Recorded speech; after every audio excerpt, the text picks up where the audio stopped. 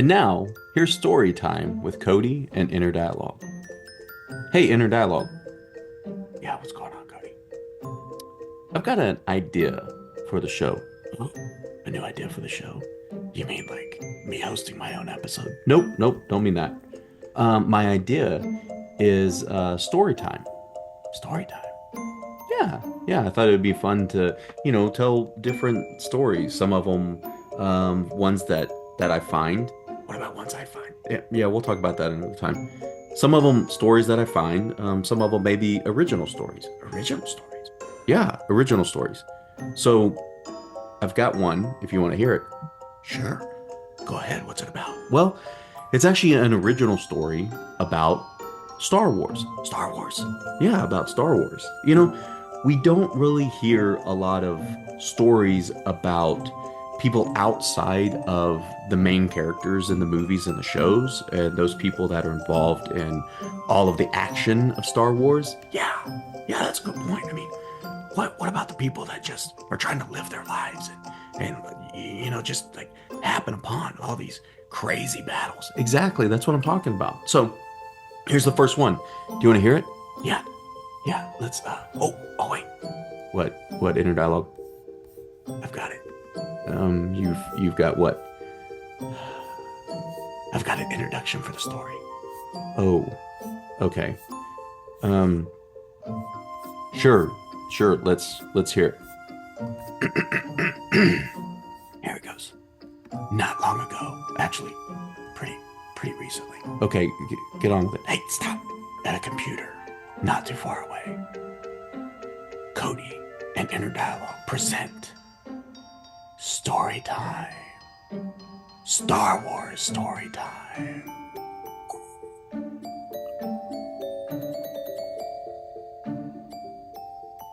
What are you doing, inner dialogue?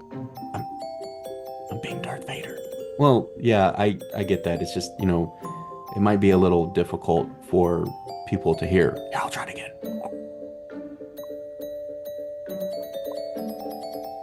Yeah, I don't think I get you're trying to be Darth Vader, but I mean, you kind of have like a quiet voice anyway. Well, that's because you're whispering for me all the time when I speak. Yeah, I got that inner dialogue.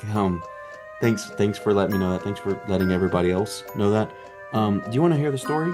Yeah, yeah, I got my popcorn ready. Let's go. Okay, here it goes. Luunaar and the Hoth vacation. Luunaar looked out over the snow and took a deep breath of fresh air. He took the ski goggles off his eyes to fully take in the glamour that the mountain range of Hoth provided. Being a Wookiee, Luunaar didn't really need much else in the way of protection from the cold. His species had been graced with thick skin and even thicker long fur that covered their bodies except for their hands and bottom of their feet. Taking in the beauty of the White Mountains, he thought to himself that he had finally made it. For a little background, Luunaar lived on Kashyyyk with his mother, father, little sister, and little brother. Ever since he was a pup, his parents told him that when he turned 18, they would take him and his siblings to ski at the Amunet Winter Resort on the planet of Hoth. He always thought it a little funny that the resort was named Amunet Winter Resort. Amunet means the hidden one. However, the use of winter in the name seemed a little silly to him, as the whole planet of Hoth was basically winter, covered entirely by snow. Nonetheless, Luunaar enjoyed snow the times he had seen it, and even used the family's holovid to watch videos about skiing. He especially enjoyed watching the Galactic Games, and the sport of snow skiing was his favorite. He stood alone at the top of the slope, enjoying the view, until his friend Rothric slid next to him, getting snow on his feet. Rothric had been Luunaar's friend since they were pups, and the two had grown up together through school and protection training. In training, the two met Erichuk, who shared their love of Kashyyyk protection training, and the three became fast friends. They all had followed famous Kashyykians closely and idolized possibly the most famous Wookiee of all, Chewbacca. Ever since they had heard of him teaming up with a human named Han, they enjoyed hearing stories about his adventures. Typically, stories told at sleepovers out of earshot of parents, the three reveled in the tales of Chewbacca's and Han's adventures, especially the number of times that he saved the human. Luunaar's parents told him that Rothric and Erichuk could accompany them on vacation to the ski resort. The three friends shared stories of what they would do at the resort and looked forward to the experience. It is not often that a Wookiee left Kashyyyk which is why the three followed Chewbacca's story so closely. In fact, they had heard a few weeks ago that the famous Wookiee and Han had helped a band of rebels destroy one of the Empire's biggest weapons, something called the Death Star. Pretty on the nose, the three friends agreed. After the news of the explosion broke, there was a lot of tension in many parts of the galaxy. For some, the Death Star destruction signaled a falling of the Empire, and many were hopeful that maybe the oppressive force would be diminished or destroyed altogether. However, for others, the Death Star news meant that the Empire would be on high alert and try to use the event to put a stronger grip on the galaxy. For Luunaar, Erechek, and Rothric, they were afraid their vacation would have to be canceled or postponed for fear that the Empire would close off travel routes to search for the small band of rebels being celebrated on many planets around the galaxy. Luckily for the three, travel routes were still open, and Luunaar's parents chose to keep their promise to their oldest son and take the family to the resort. After all, his parents had booked an exclusive experience for him and his friends, meaning that for the next hour, they were the only ones on the mountain. They had spent a lot of credits for the trip and a lot for the experience, so they didn't want to cancel out of fear. Luunaar and Rothric looked at each other and started a conversation in Wookiee. Translated for humans, the two friends said, "Are you ready for the best run at the resort?" Rothric asked. "Of course I am," Luunaar replied. "But are you?" Looking incredulous at the accusation, Rothric responded, "I've been looking forward to this since grade school." "Well, we better get going if we're going to catch up with Erechek," Luunaar said. "I'm sure he is already halfway back to the resort." "How did he get so far ahead?" Rothric asked. "Well, he didn't stop at the Blue Milk Cafe before getting on the lift like we did," Luunaar answered. "Plus, we need to get back so we can meet my family for dinner." Luunaar's mother, father, and two siblings were not much into the sport of skiing and chose to spend time in the resort while the three teenagers explored the slopes. "All right, let's go," Rothric said as he pushed away down the mountain. "Sounds good," Luunaar started to say before realizing his friend had left him in his ski tracks. He hurriedly pulled his goggles back over his eyes and pushed off down the hill to catch his friend.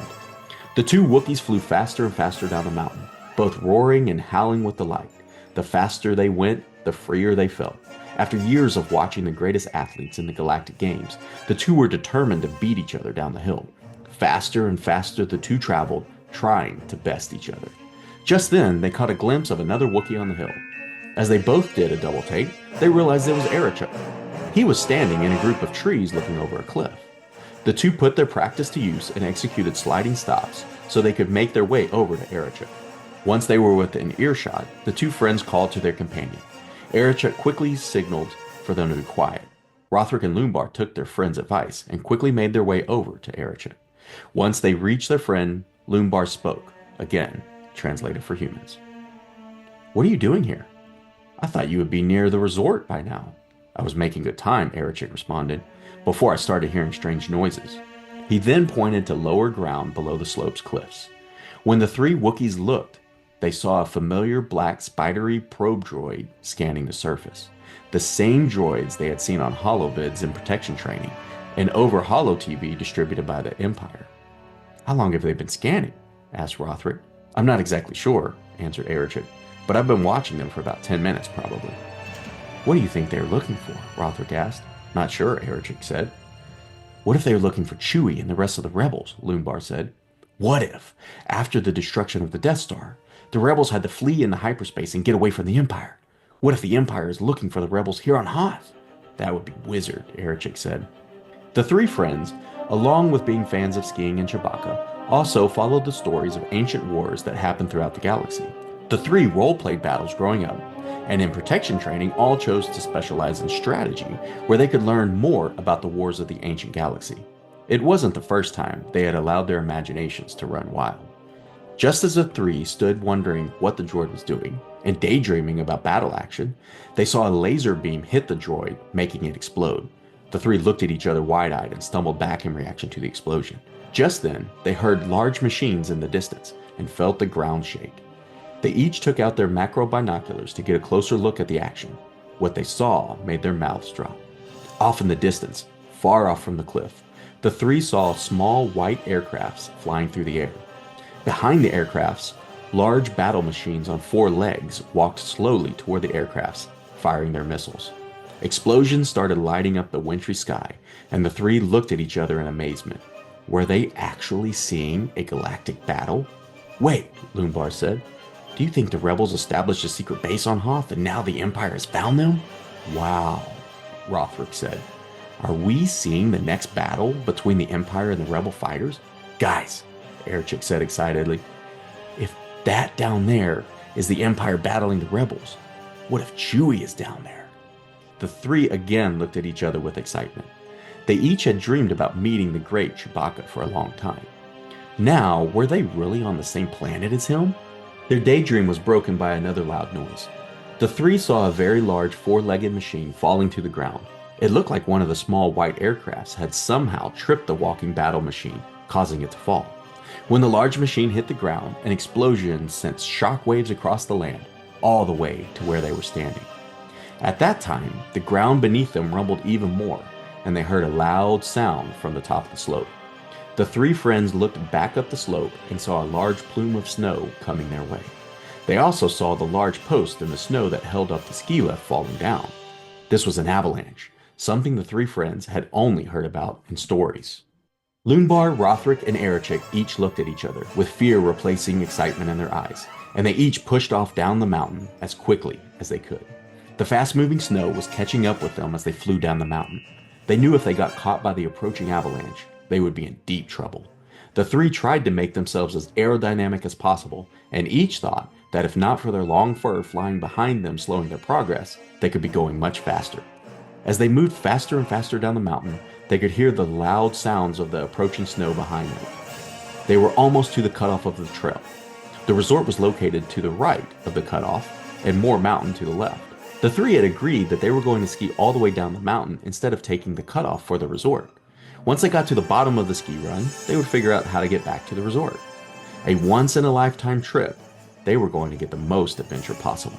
However, at this point, with the large amount of snow bellowing behind them, they each knew they needed to take the turn toward the resort. After all, this was enough adventure for the day, maybe even for a lifetime. 50 meters, 40 meters, 30 meters away from the trail cutoff, they could feel the falling snow starting to hit their feet. They had to try harder to stay standing and not fall into the snow. They each knew that if they fell, they wouldn't make dinner.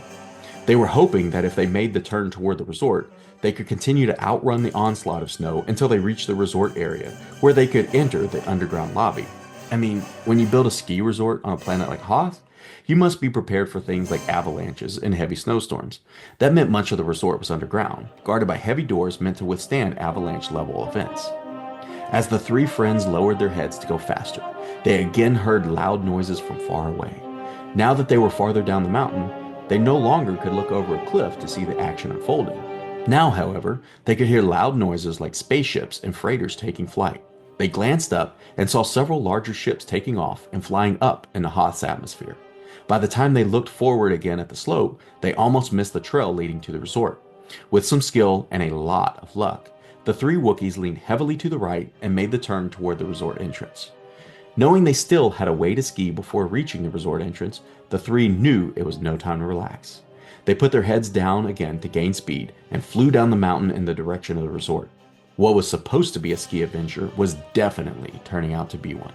As they skied down the mountain, they kept hearing and glancing up to see large ships leaving the ground and entering the planet's atmosphere. In all the noise, they missed the fact that the avalanche was no longer following them. When Erchik glanced back up the hill to see how close the snow was to them, he skidded to a stop and motioned for Luunaar and Rothric to do the same.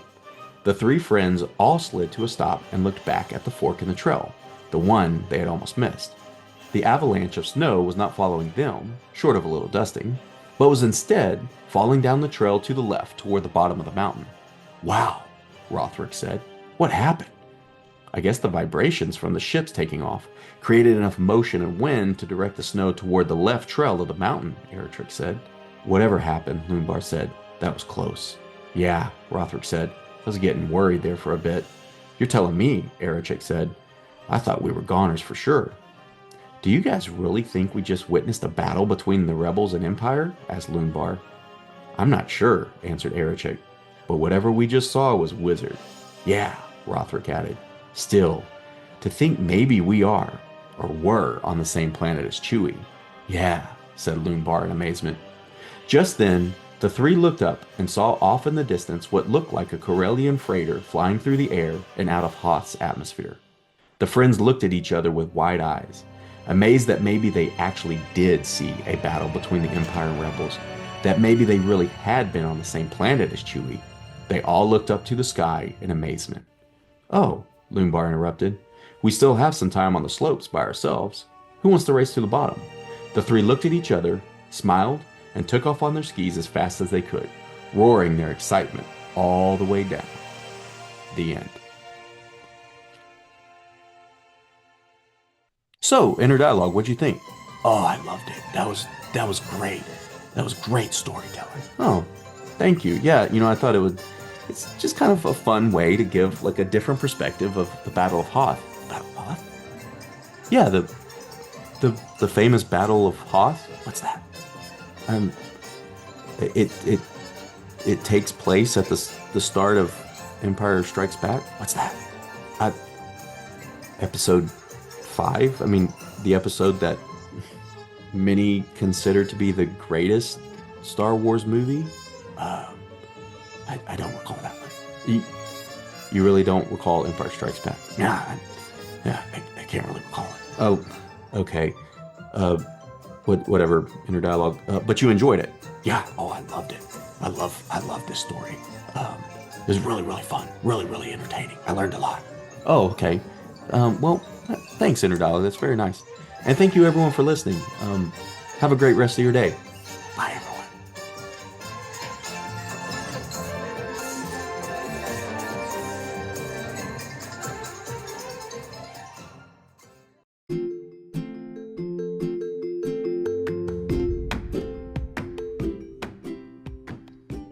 That's going to do it for another episode of Being a Fan of Disney, the podcast. I'm your host, Cody Havard. Hosting and producing this podcast has been very fun and extremely beneficial and rewarding for me. I really, really enjoy the conversations I get to have with people and sharing those conversations and information with listeners of this podcast.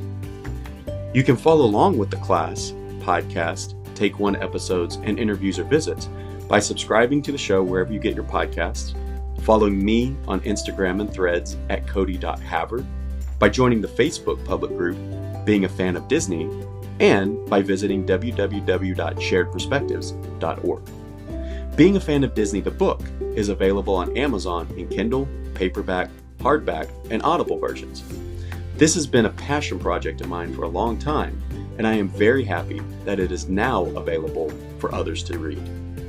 I hope you enjoy, and please engage with the book and activities more at sharedperspectives.org. As I said, I really enjoy this podcast. I am extremely thankful for all of you coming along on this journey with us, and I really, really look forward to sharing more content with you. Please like and share this out with others, and please let me know your thoughts on episodes. Thank you, and please come along with us on our adventure.